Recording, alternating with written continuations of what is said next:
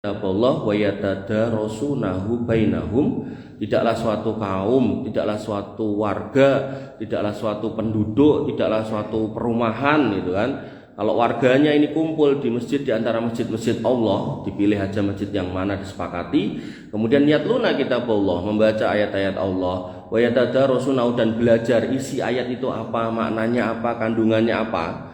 Jadi kalau kita belum bisa baca Quran, belajar baca Quran. Udah bisa baca Quran, ditahsin supaya lancar bacanya Quran. Ketika udah bisa, maka naik lagi, mungkin bisa dihafalkan surat-surat yang selalu kita baca gitu kan.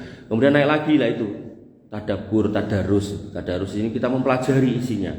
Maka kata Nabi SAW, illa, ketika itu dilakukan oleh suatu kampung, suatu kaum, suatu perumahan, suatu komunitas, belajar ngaji, majelis ilmu di rumah-rumah Allah, maka kata Nabi SAW, illa nazalat alaihimus sakinah, lah muncul kata sakinah lagi, maka akan turun tuh sakinah ke kampung itu, ke kaum itu, yang otomatis sakinah ini akan dibawa pulang ke rumahnya gitu. Makanya Allah itu menghendaki sakinah itu ada di antara kita dengan diwajibkannya kita menghadiri sholat Jumat paling enggak seminggu sekali. Sakinah itu harus kita dapatkan metodenya atau sarananya melalui sholat Jumat. Makanya Nabi mengatakan orang yang nggak mau sholat Jumat 3 kali berturut-turut, nah itu orang munafik sudah tercatat gitu kan. Orang munafik ini casingnya Islam, tapi hatinya nggak seneng sama Islam, sampai nggak mau Jumatan gitu kan.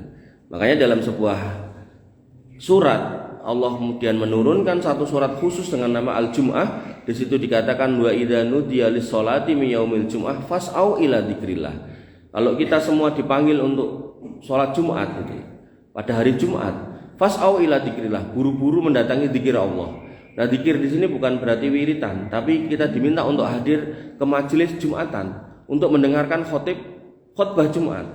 Nah, ketika kita sebagai kepala keluarga sudah mendengarkan, maka kita bawa pulang, kita sampaikan kepada istri, kita jelaskan kepada anak kita, agar terdeliverlah itu nilai-nilai agama kita ke keluarga, sehingga hakikat sakinah yang harusnya sejak awal sudah dijanjikan nek nikah untuk sakinah, maka biar benar-benar mendapatkan sakinah yang sebenarnya, maka ilmu itu harus dideliver ke keluarga, ke kita semua. Sehingga pentingnya majelis ilmu pada diri kita secara pribadi, pada komunitas kita, pada lingkungan kita, itu agar menjaga adanya sakinah, agar ada ketenangan. Jumat yang lalu saya ngisi kajian, ini berarti hari Ahad, berarti Jumat kemarin saya ngisi kajian di, kalau panjenengan pernah dengar PT 3 Pilar gitu. Itu petingginya yang paling tinggi kafir, direksinya kafir semua. Nah, baru manajemennya ini orang-orang Islam. Nah, yang waktu masih 3 Pilar itu diadakan kajian nggak boleh, diadakan semacam kayak sholat Jumat itu nggak boleh. Jadi nek mau Jumatan yang menjopo kono. Nah, begitu kemudian 3 Pilarnya bangkrut, nah dijual lah ini perusahaan, dibeli sama grup dari Singapura. Yo kafir meneh gitu kan. Nah, begitu kemudian orang Singapura ini kan lebih objektif ya. Walaupun kafir itu ya ada juga yang objektif itu. Nah, itu singkat cerita, karena mayoritas karyawan ini orang Islam gitu kan. Saya pernah ngisi kajian di penjara itu, tapi penjara sementara. Sebelum transit ke Solo itu kan di Karanganyar di Polres itu ada penjaranya. Itu saya nanya itu, ini berapa jumlahnya? 32. Sing Kristen nenek orang? Enggak ada, Islam semua. Nah, maka di pabrik itu pun mayoritas juga orang Islam gitu kan. Nah, kemudian ada terjadi kasus pencurian. Nah, dari kasus pencurian itulah kemudian infonya naik ke direksi gitu. Kemudian dari direksinya itu si orang kafir itu pun ngomong gitu, kayak gini nih harusnya ada ini loh, siraman rohani bahasanya.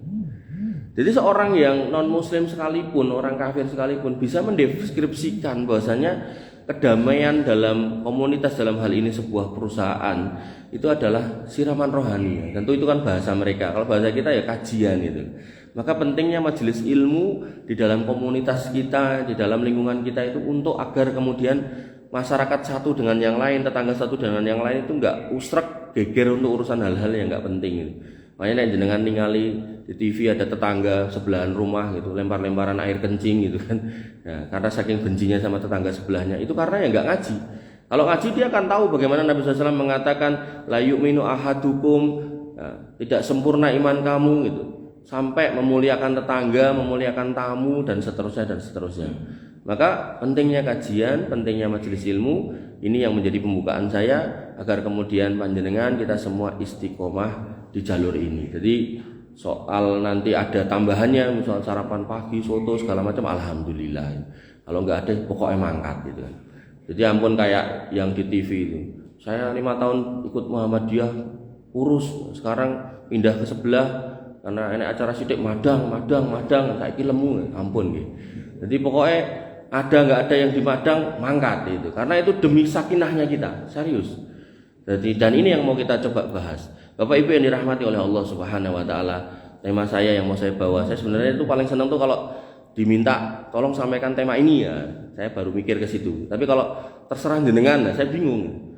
Saya lihat Pak Natangsa ini terus kelingan wong Batak, tadinya mau menyampaikan tema kristologi perbandingan agama, gara-gara ada pendeta Gembrot itu ngomong kalau jadi wong Kristen enak itu, sedekahnya 10%, jadi ini nang gereja seminggu pisan, jadi wong Islam ra penak, zakate 2,5%, makanya sedina ping 5 salat. Gitu. Jadi saya begitu lihat beliau pengen kemudian nyampaikan kristologi, tapi ya udahlah, kita kesini dulu, mudah-mudahan bulan depan jangan undang saya lagi. Bapak Ibu yang dirahmati oleh Allah Subhanahu Wa Taala, kita ngomongkan usia dalam konteks filosofi orang Jawa. Ini bukan berarti wah aku berarti orang wong Jawa tak mulih gitu, boten nggih. Artinya panjenengan yang bukan orang Jawa pun juga bisa mendengarkan dan insya Allah isinya baik. Ya, maka ketika kita melihat usia itu ada siklusnya. Makanya tadi saya singgung tentang Muhammad Rauf itu umur 13 tahun kok dianiaya orang tuanya, itu sebenarnya posisinya ada di mana sih gitu. Nah, sebelum sampai situ kita mulai dengan sabda Nabi SAW tentang umur kita yang terbatas. Umur kita itu terbatas. Nabi SAW mengatakan akmaru ummati baina sittin wa sab'in wa aqallu ma yajuzu dzalik. Umur umatku itu hanya antara 60 sampai 70, sedikit yang lewat dari situ. Di kajian yang lalu waktu Ramadan saya pernah sampaikan ini. Nah, kemudian Nabi SAW juga mengatakan bahwasannya kun fid dunya ka'annaka gharibun au abir sabil. Hiduplah di dunia itu kayak seorang yang asing atau seorang yang numpang lewat aja gitu. Makanya orang Jawa mengatakan urip kuwi mau ngampir ngombe. Ning sanes ngombe-ngombe. Nah, benten. Nek ngombe itu ya sebentar aja minum terus pergi. Tapi nek ngombe-ngombe mandek, ngombe bola bali ya, ini biasanya ciu, homer minuman keras, itu haram. Nah, maka orang yang beriman itu sudah disampaikan Nabi dan sudah disampaikan dalam konteks bahasa Jawa atau filosofi Jawa, bahasanya hidup itu ya sebentar, hampir ngombe gitu. Maka sama halnya ketika panjenengan dari Solo pergi ke Jakarta, kemudian menemukan rest area. Maka orang yang cerdas adalah ngerti kalau rest area itu ya cuma tempat untuk menyelesaikan hajat. Apakah sholat, apakah beli minuman, apakah beli kopi, apakah yang lainnya gitu.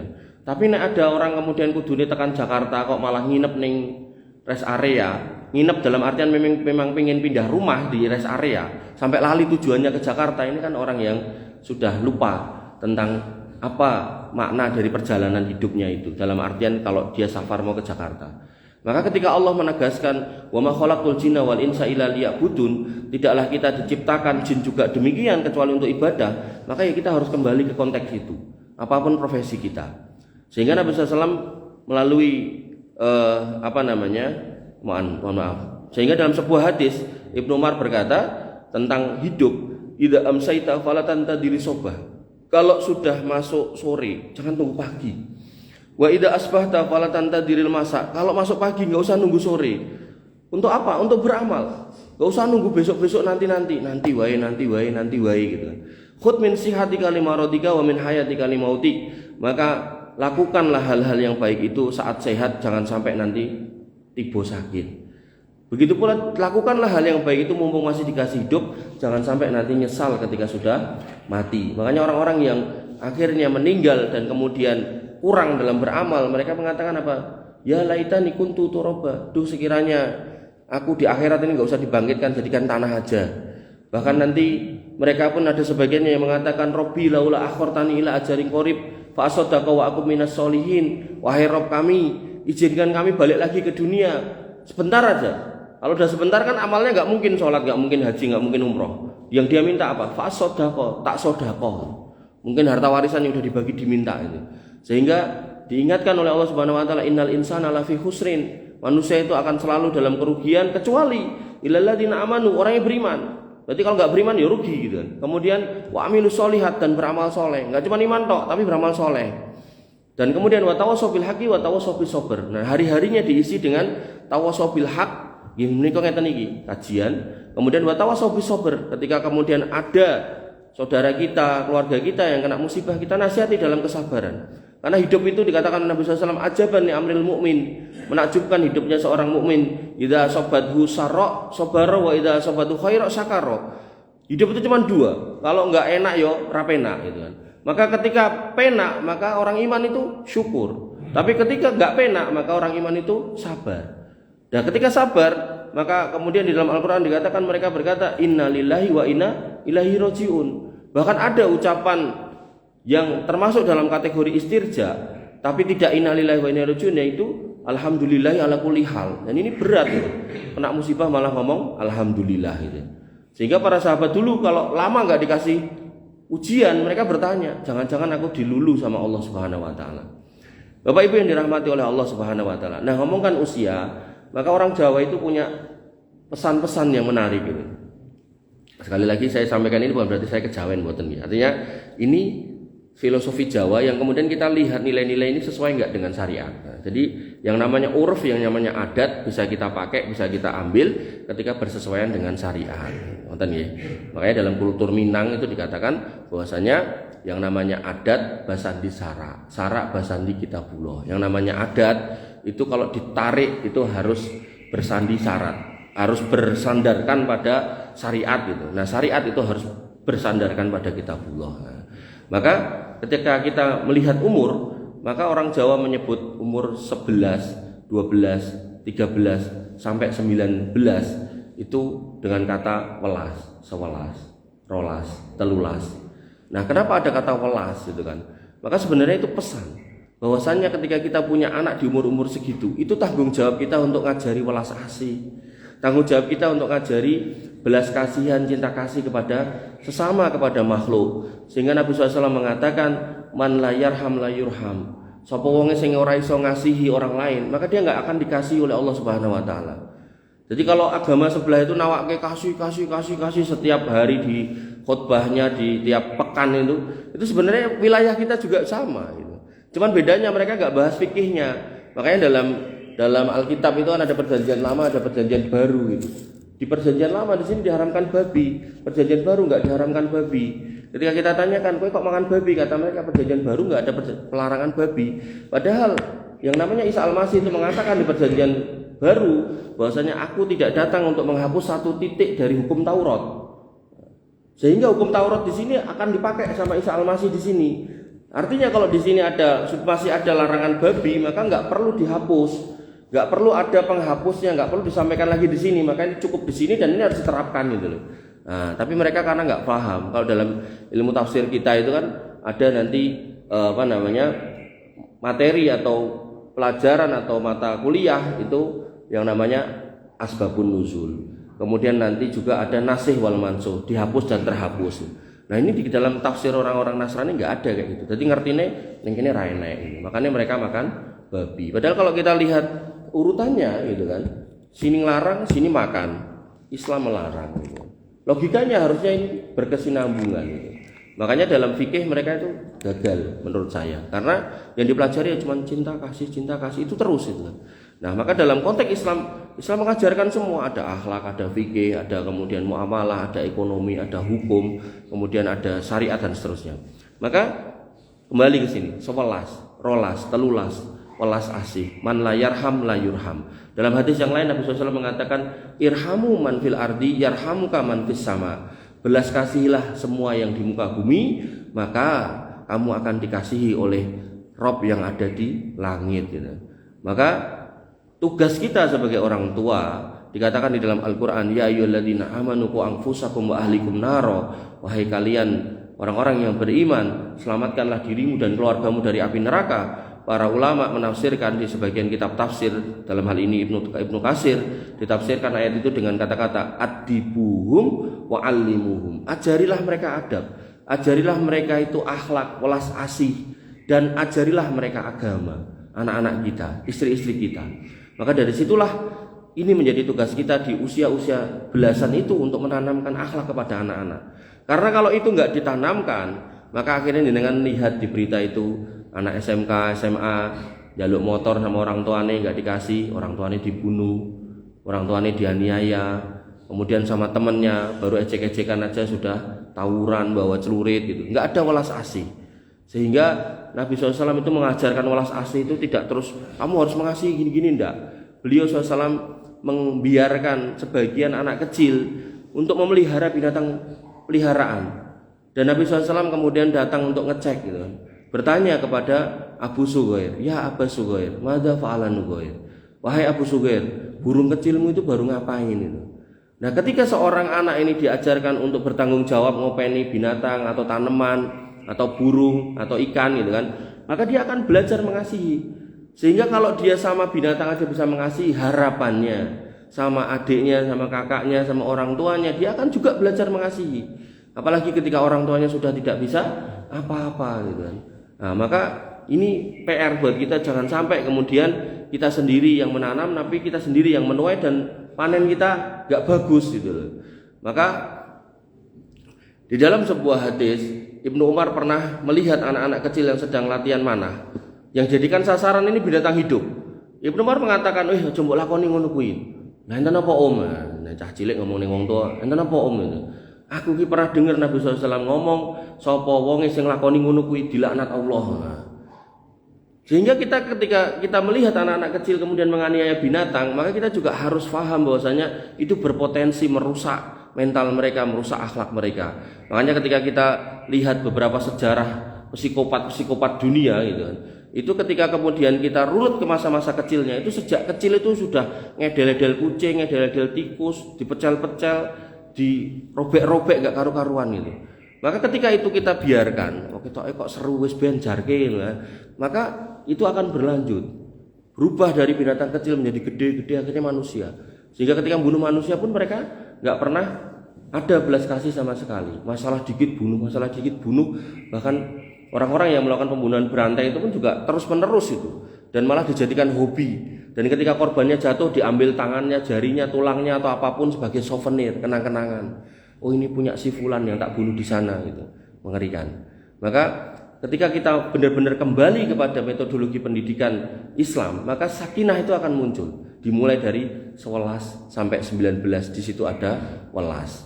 Kemudian kita masuk di usia 21 sampai 29. Jadi kalau 20 niku 20, kalau 21 bukan 20 siji atau siji 20, tapi digunakan kata selikur, rolikur, telulikur sampai dengan 29. Likur niku artinya lingguh kursi. Artinya ketika kita punya anak di usia-usia segitu, kita ajari cara metodologi agar dia survive.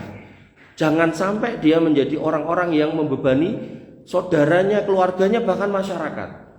Makanya anak-anak di usia seperti itu, ketika nyun sewu panjenengan adalah dokter, kalau emang dia punya potensi yang sama, ajarkan dia juga jadi dokter. Ketika panjenengan adalah seorang guru, ketika anak itu punya passion yang sama, ajarkan dia jadi guru. Atau kalau jenengan menemukan dia passion dia ternyata seneng otak-atik mesin, ya ajarkan tentang bagaimana menjadi ahli mesin yang paling ahli, dan seterusnya, agar jangan jadi beban orang. Makanya Nabi SAW mengingatkan, la ayyaghdu ahadukum, kalian berpagi-pagi bangun pagi, fayah tiba ala dohri, terus nyari kayu bakar, terus mbok pikul nganggo bahumu, kemudian fayatasaddaqu bihi wa yastaghna bihi minan nas. Duit yang kamu dapatkan, kayu bakar itu kan nggak seberapa harganya. Beda kalau jualan itu pesawat terbang gitu kan. Kayu bakar nggak seberapa. Tapi Nabi mengatakan, dengan yang mbok dapat itu, kamu bisa sedekah raketan yora sepiro. Kemudian kamu mencukupkan diri dari manusia. Khairul lahu min ayyas ala rajulan. Itu lebih baik daripada kamu ngemis. Bahkan dalam Islam ngemis itu haram. Sampai Nabi SAW mengatakan orang-orang yang ngemis, hidupnya ngemis, profesinya ngemis, senajan sugih, dia di akhirat akan dibangkitkan, kukunya dipanjangkan dan mukanya dicapik-capik sendiri. Itu ngemis. Nek ngamen bi sama aja. Gak ada sisi-sisi positif yang bisa kita dapatkan. Silverman, silver queen sama aja. Bahkan di Sukoharjo di daerah sana, dari sini berarti daerah Etan gitu kan. Itu ada silverman gitu. Dapat duit gitu. Sedikit, nggak banyak. Kalau banyak ya mungkin ya udah di silverman itu. Karena sedikit gitu kan. Terus belum nikah gitu kan. Nanti ada bab nikahnya kita bahas. Tapi ini konteksnya kasus itu gitu. Belum nikah. Ini jenom. Akhirnya pengen hubungan badan. Akhirnya menyewalah wanita yang nggak bener itu. Nah, namanya anak muda gitu. Ngerasa kayak ngoten niku kok penak gitu kan. Pengen baleni. Nek sama istri baleni kan mboten bayar. Sama orang lain bayar. Ternyata duitnya mboten enten. Wah, silverman-nya marah. Akhirnya wanita itu dibunuh dan dimutilasi. Sukoharjo. Belum lama, mungkin 2-3 hari yang lalu, silverman sama pengamen di Jogja sana. Padahal wong Lemboro ngerantau dari Jawa Timur, dua-duanya ngerantau dari Jawa Timur. Nah, ketemu di nanti kayak Mas, perapatan Kalasan, dene ngamen karo ngemis di situ gitu kan. Terus nganggo hormat lah, nganggo salto, nganggo jengking nang pripun gitu kan. Untuk duit rasa piro namane orang itu kalau duitnya itu sudah nggak bener itu biasanya peruntukannya nggak bener, akhirnya ya mungkin salah ngomong salah apa, akhirnya duel, dua-duanya mati. Ya seperti itu gitu kan. Ya makanya saya secara pribadi kalau ada orang-orang itu nggak mau ngasih, kecuali memang ada potensi bahaya, silakan. Apalagi kalau bencong saya lebih sering selamat. Jadi kalau makan itu, makan di restoran gitu kan, itu kalau ada bencong ngamen itu, mesti yang jenengan yang nggak punya jenggot dijalui. Nek saya lewati, seret. Wis ngerti lah bakal dikai.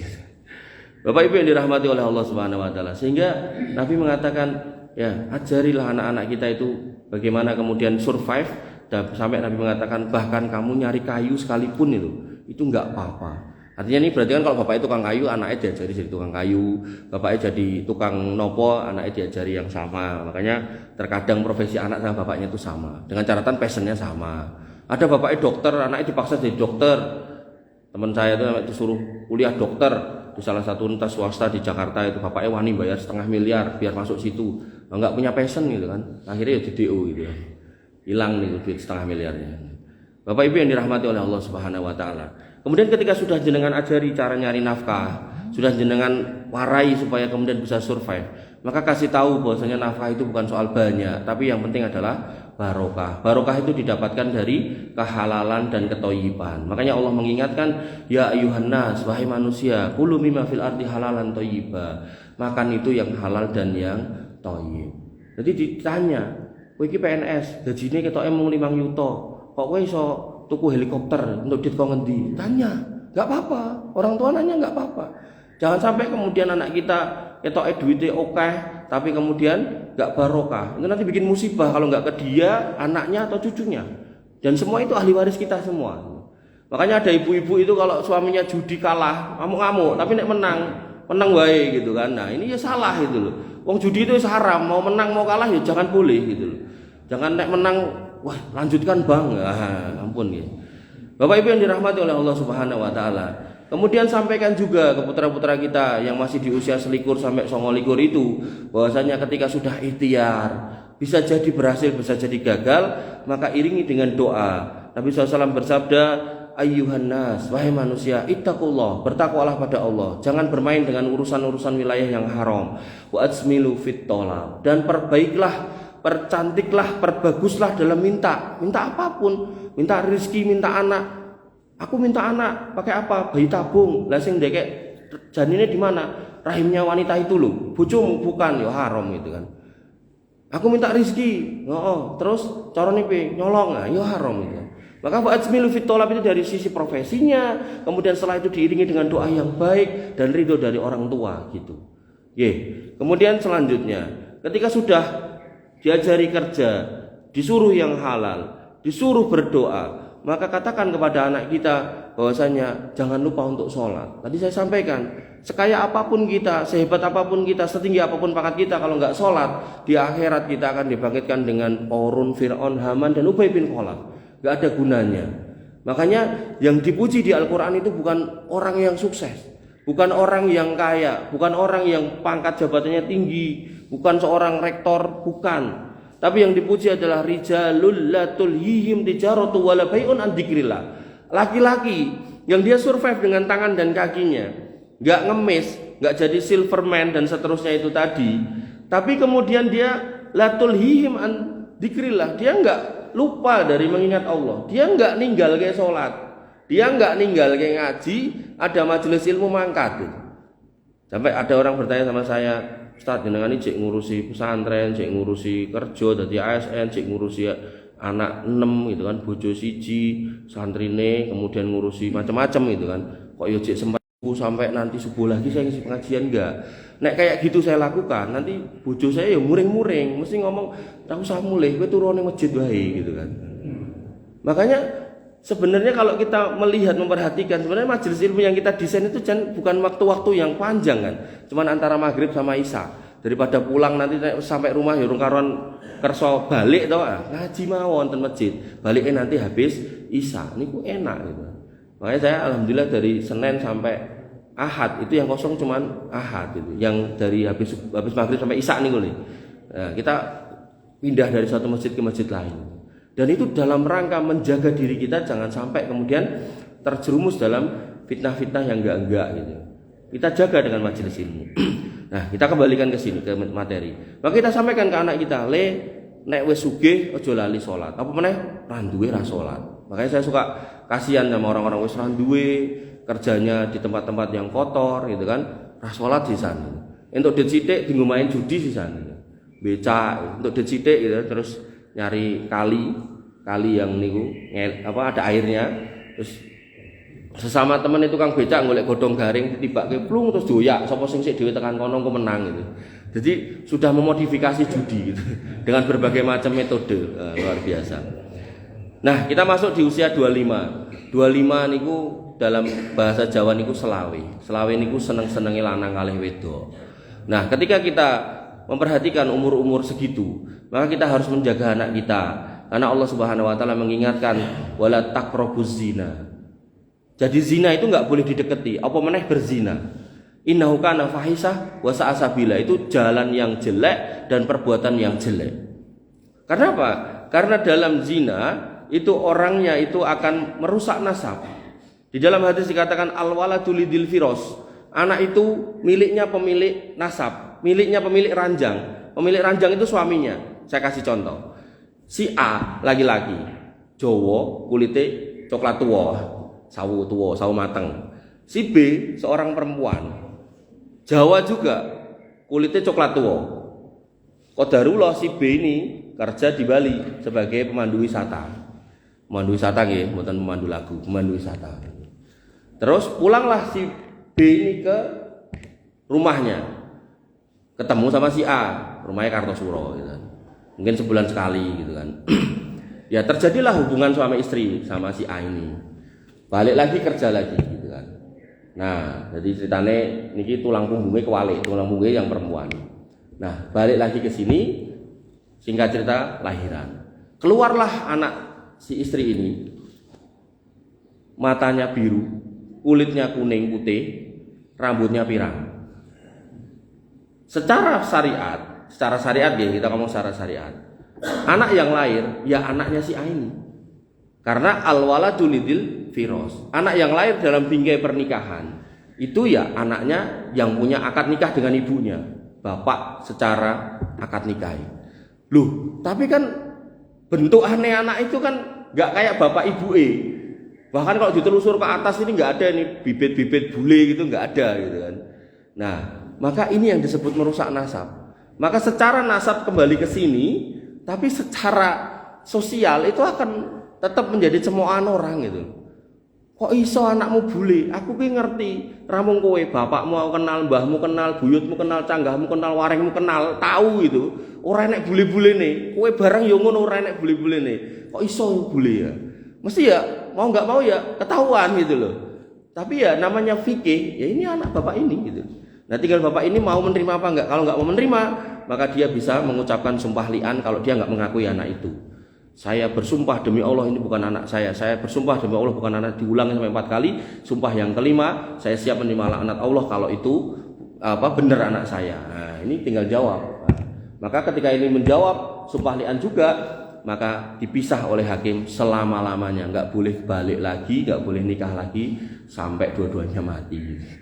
Nah, maka ya inilah fikihnya. Bapak Ibu yang dirahmati oleh Allah Subhanahu wa taala. Jangan sampai seperti itu. Makanya saya suka miris, ada ibu-ibu pakai jilbab udah bagus, pakai gamis sudah bagus, boncengnya anak wedok perawan di belakangnya pakai hot pants gitu kan.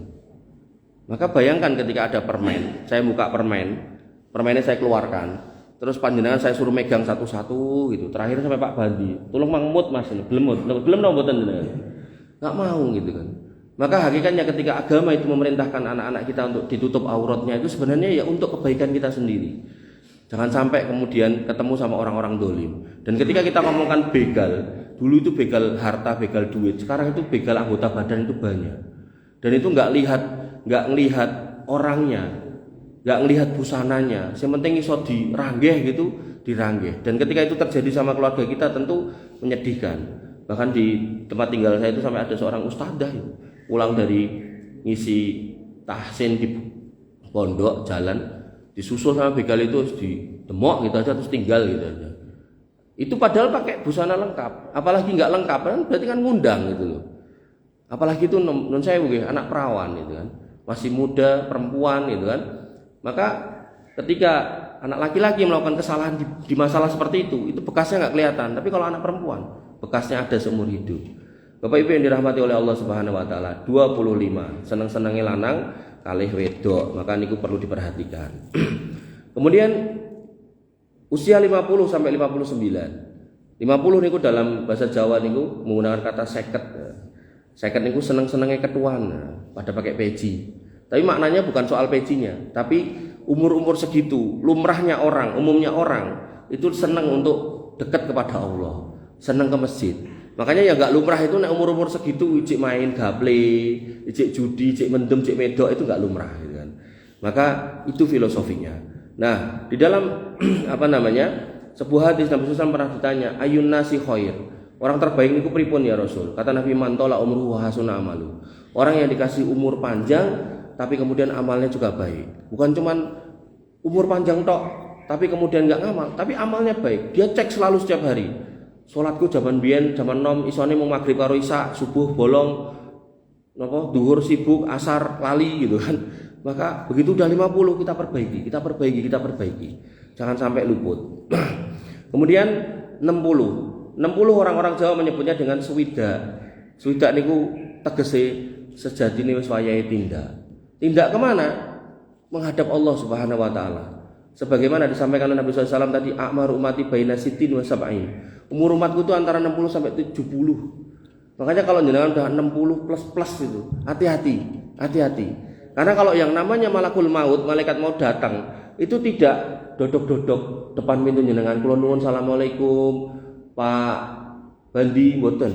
Tapi langsung lewat dhuwur makdok di atas kepala jenengan. Wis wayahe, Bro. Ayo mulih.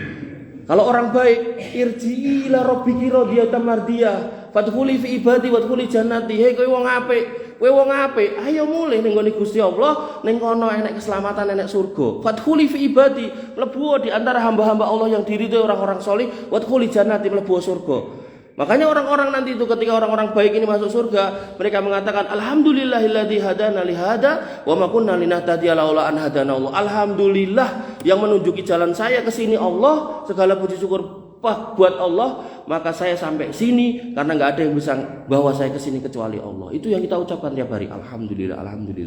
Makanya saya selalu katakan ketika kita enggak punya 271 triliun tadi enggak usah masalah. Yang penting kita punya iman. Iman itu penting. Enggak ada urgensinya kita harus punya harta banyak tapi kemudian enggak iman, enggak penting itu. Maka yang terpenting tadi, wal asri innal insana lafi khusr illa alladziina amanu. Iman dulu. Nah, baru setelah iman umur kita nambah, amalnya tambah, amilus sholihat. Kemudian ketika kita di masyarakat sudah jadi sesepuh, ya, 50 60 itu kan sesepuh, tiang sepuh, wong sepuh gitu kan. Nah, maka di situ berarti omongan kita mungkin didengarkan orang. Nah, tawasau bil haq, tawasau bis sabr. Jangan malah sepuh ngajari sing elek-elek gitu kan. Lele rene. Lho peleme Pak RT colong kendang. Mosok wong sepuh ngajari ngoten niku. Jangan nih.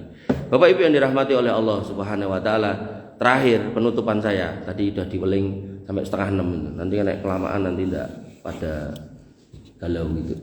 Maka Nabi SAW mengatakan dalam sebuah hadis, salah satu Ada 3 jenis manusia, 3 golongan manusia. La yukallimuhumullah, Allah enggak sudi ngomong sama dia nanti. Wala yaduru ilaihim, dan Allah enggak sudi ngelihat orangnya. Biasanya kan delok emoh pemeneh ngomong. Nah ini ngomong emoh pemeneh delok gitu kan. Padahal nikmat penghuni surga yang terbesar itu ketika sudah diberikan semua nikmat, mereka akan dikumpulkan di satu tempat, Allah akan menampakkan diri. Wah, nikmat terbesar seorang hamba yang masuk surga itu adalah bisa melihat Allah. Makanya orang Islam dilarang menggambar Tuhannya, nggak boleh. Makanya nggak kayak orang-orang Nasoro digambar-gambar itu. Makanya jenengan nek ten gereja-gereja atau ngamati gereja lah dari luar, sok-sok kan Tuhannya dipajang ten ngajeng. Niku beda-beda. Nek ten Kota Barat niku Tuhannya cukur. Jadi pun boten gondrong. Mungkin nek pindah ten mriko ten ringin Semar niku rada gondrong. Nah, mungkin cukurnya di tengah-tengah ning Sarlegian gitu kan. Nah, maka yang harus kita pahami dalam Islam nggak boleh seperti itu. Ketika panjenengan penasaran Allah seperti apa, maka nanti di surga. Dan itu hanya untuk orang-orang yang masuk surga, dan itu kenikmatan tertinggi orang penghuni surga. Lah kok ada Allah yang menyampaikan, Nabi yang menyatakan kalau Allah nggak mau melihat orang itu. Nah, 3 orang ini. Kemudian wala yuzakkihim, dosanya juga nggak akan disucikan. Walahum adabun alim, terus dikei adab yang pedih. Yang pertama sinten? Saihun zanin. Mbah-mbah cek doyan zina. Makanya naudzubillah kita lihat di TV, mbah-mbah umur 65 tahun mencabuli ABK. ABK ini bukan anak buah kapal, tapi anak berkebutuhan khusus yang harusnya dilindungi, dijaga, diopeni, dilindungi, dibiayai, malah kemudian dicabuli. Kemudian di Jawa Timur ada mbah-mbah 68 tahun malah mencabuli santrinya, padahal ini dikenal sebagai kiai, dikenal sebagai guru atau ustadz. Luar biasa. Maka hati-hati, godaan setan kepada kita itu akan terus datang. Kemudian golongan yang kedua, yang Allah nggak mau berbicara, nggak mau melihatnya, nggak mau mensucikannya, dan akan disediakan adab yang pedih, yaitu malakun kadzab, pemimpin yang suka berdusta.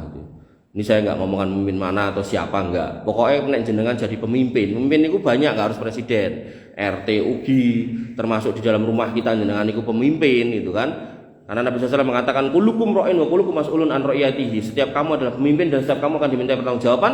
Maka ketika kita di rumah ya kita pemimpin. Kalau kita kemudian suka mendustai istri kita, engko tak tukok gelang kalung ning ra tau. Engko tak jak healing ning rasido.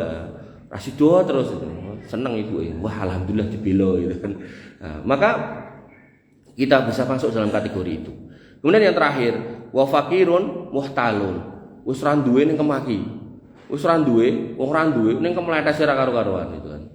Wis ora duwe ra salat, ra duwe dikandhani angel, ra duwe mendeman, ra duwe motore wis elek, knalpote dicopot berbeki wong turu. Wah, itu kan kategori orang-orang miskin yang sombong. Nah, banyak sebenarnya dideskripsikan ciri-cirinya atau model-modelnya atau turunannya itu banyak. Tapi ya intinya ada 3 manusia, orang tua yang kemudian nggak menghayati ketuaannya sehingga malah bermaksiat di hari tua. Kemudian yang kedua, seorang pemimpin yang harusnya dia mengayomi yang dipimpinnya dengan penuh keadilan, dengan penuh kebaikan, tapi malah sering mendustai, mengkhianati. Kemudian yang ketiga yaitu orang-orang miskin yang harusnya dia tawaduk tapi malah sombong. Bila mengatakan ingkang saged kula aturaken kirang langkung pun nyuwun pangapunten. Kita tutup dengan doa.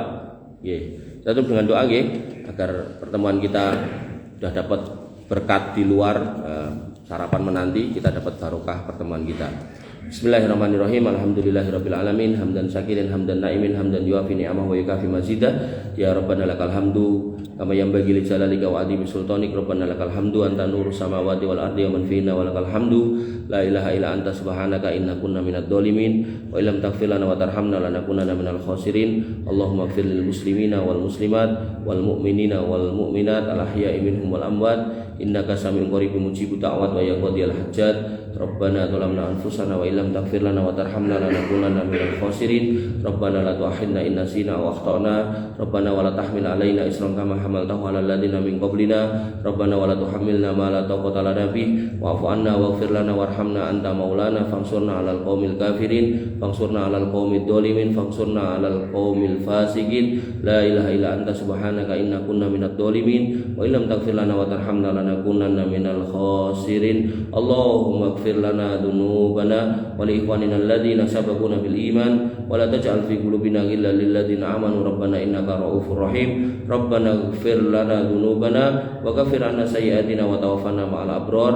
Rabbana ighfir lana dhunubana ولوالدينا وارحمهم كما ربونا صغارا اللهم اغفر لهم وارحمهم وعافهم واعف عنهم وأكرم نزلهم ووسع مدخلهم واغسلهم بالماء والثلج والبرد اللهم اجعل قبورهم روضا من رياض الجنان ولا تجعل قبورهم كفارا من كفار النيران يا أرحم الراحمين ارحمنا فاغفر لنا ما قدمنا وما أخرنا وما أعلنا وما أسررنا وما أنت أعلم به منا لا إله إلا أنت سبحانك إنا كنا من الظالمين وإن لم تغفر لنا وترحمنا لنكونن من الخاسرين ربنا هب لنا من أزواجنا وذرياتنا قرة أعين واجعلنا للمتقين إماما وجعلنا للمتقين إماما اللهم اجعلنا مقيمين الصلاة من ذريتنا ربنا وتقبل دعاء اللهم اجعل هذا البلد آمنا مطمئنا وارزق أهله من الثمرات واجنبنا وبنينا أن نعبد الأصنام ربنا هب لنا من الصالحين ربنا هب لنا من الصالحين ربنا هب لنا من الصالحين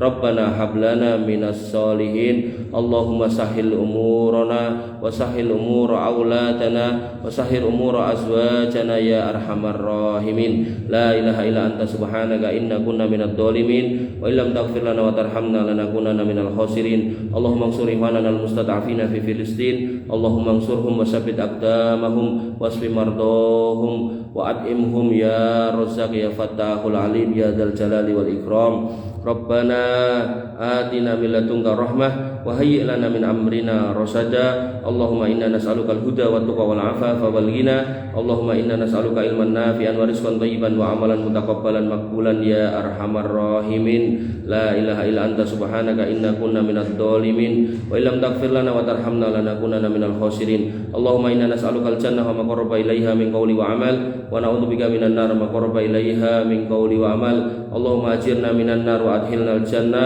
اللهم إنا نسألك رضاك والجنة ونعوذ بك من سخطك والنار اللهم اكفنا بحلالك عن حرامك وأغننا بفضلك عمن سواك اللهم اشف مرضانا واقض ديوننا يا أرحم الراحمين اللهم إنا نعوذ بك من الربا ونعوذ بك من الزنا ونعوذ بك من فتنة المحيا والممات ونعوذ بك من فتنة المسيح الدجال ونعوذ بك من عذاب القبر وفتنة القبر ونعوذ بك من عذاب جهنم لا إله إلا أنت سبحانك إنا كنا من الظالمين وإن لم تغفر لنا وترحمنا لنكونن من الخاسرين اللهم إنا نعوذ بك من سوء الأخلاق ونعوذ بك من النفاق ونعوذ بك من الشرك ونعوذ بك من الظلم ونعوذ بك من سوء الخاتمة ونسألك الحسن الخاتمة يا أرحم الراحمين ارحمنا ربنا تقبل منا صيامنا وقيامنا وركوعنا وسجودنا وتخشعنا وتضرعنا لا إله إلا أنت سبحانك إنا كنا من الظالمين وإن لم تغفر لنا وترحمنا لنكونن من الخاسرين ربنا أرنا الحق حقا وارزقنا اتباعه وأرنا الباطل باطلا وارزقنا اجتنابه ربنا اهدنا الصراط المستقيم صراط الذين أنعمت عليهم غير المغضوب عليهم ولا الضالين آمين ربنا آتنا من لدنك رحمة وهيئ لنا من أمرنا رشدا ربنا يا ربنا آتنا ما وعدتنا على رسلك ولا تخزنا يوم القيامة إنك أنت السميع الدعاء إنك لا تخلف الميعاد ربنا آتنا في الدنيا حسنة وفي الآخرة حسنة وقنا عذاب النار وقنا عذاب النار وقنا عذاب النار وآخر دعوانا الحمد لله رب العالمين وصلى الله على نبينا محمد وعلى آله وصحبه وسلم أجمعين آخر كلام السلام عليكم warahmatullahi wabarakatuh.